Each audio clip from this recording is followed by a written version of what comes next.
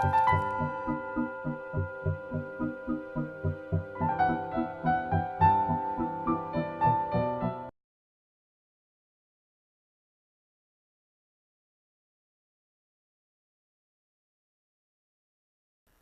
going to speak here about my own meditation history and the trajectory that it's put me on. Growing up in the late 1950s, Buddhism was pretty much an intellectual topic. It was something that my friends and I would sometimes talk about, along with existentialism and Ingmar Bergman films and whatever, on into the night, late at night. Usually we were smoking cigarettes and drinking coffee. I, I don't know, I can't think of anyone in the 1950s that I met who actually meditated. Back then, I wanted more than anything else to be a beatnik, and I did my best to refashion myself in that image as best as a teenager could. And by 1960, I had dropped out of high school and was living in an abandoned wooden freezer, walk-in freezer, in the basement of a gallery called the Gas House. It's a famous beatnik hangout. You can look it up. It's on Venice Beach in Santa Monica, California. Back then, I was sure that I was destined to be a graphic artist, and I was painting oils at the time. Beatniks that I met back then knew at least something about meditation. At least they spoke of it respectfully. And that time it was all about Zen Buddhism, with its beautiful, stark aesthetic, and the images of a sitting Buddha, and the carefully raked sand, outdoor patios and stuff like that. Probably some of my ideas of Buddhism came from seeing temples and Buddha statues in the films of Akira Kurosawa, who is still my favorite movie director of all time.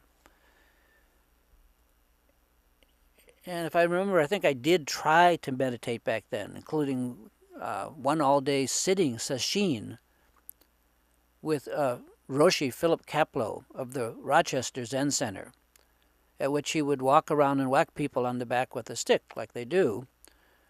But that wasn't quite for me either. I mean, and already the times were drifting into what would become the spiritual backwash of the 1970s, the quote New Age. Spirituality of some kind or other was all, was happening. It was all the buzz. But it was not until the early 1970s, and the advent of books by Chogyam Trungpa Rinpoche, it was then that my friends and I first understood that Buddhism was not just an intellectual topic, but rather it was a method. It was a life path. It was a path. And meeting Trungpa in person changed my ideas forever about what the Dharma is. No longer an intellectual idea, but very definitely a way of life, a method to become aware, to wake up. Back then, who would have thought? I mean, I had no idea it was a path. That's how much I knew. And after Trungpa appeared on the scene, my ideas of carefully manicured Zen sand gardens, teak floors and sliding rice paper screens quickly gave way to the overwhelming visuals of the Tibetan shrines and the cacophony of their otherworldly sounds, the sounds of a full monk chorus playing instruments like the jialing, which is an oboe-like instrument, or the thigh-bone trumpets called kangling. But all this was actually strikingly familiar to my Catholic upbringing, with its colorful vestments and strange church Latin and strange music. Also, now gone were the dreamy, half-hearted attempts to light a candle or burn some incense and just sit quietly for a spell. Because Trungpa recommended sitting for long, long periods of time, or at least his lieutenants did.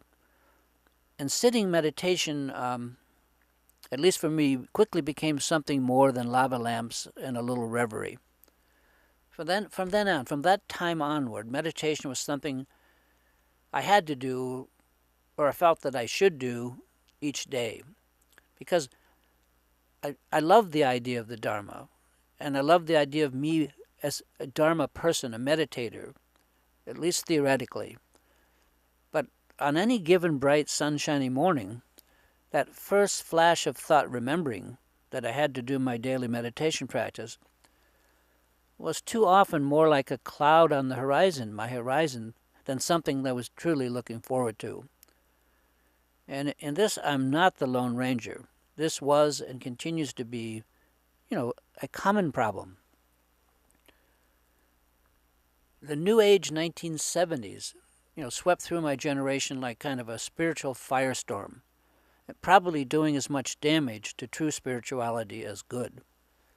We're still recovering from it, and nothing was more damaged than the whole idea of meditation. The sublime images from the late 1950s and the early 1960s of a Zen composure had been completely overwhelmed by literally hundreds of kinds and styles of meditation, few of them having any authentic background or tradition. In fact, meditation in the 1970s was pretty much whatever you wanted to think it was. And this is still generally true today. And I could go on. Well, I started to write something totally different than this brief history of my encounter with meditation, but so be it. What I wanted to say was that once habituated to meditation, once you actually meditate and stop just practicing, trying, the mind wants to do it at every opportunity, including writing this short piece. I no longer feel like myself if I'm not engaged in some kind of meditational state for at least a good part of the day, or at least some part of the day. It doesn't have to be on the cushion, but it does have to happen. Maybe I'll write more about this topic another day. Right now I have to go and be very still for a while, but also very active.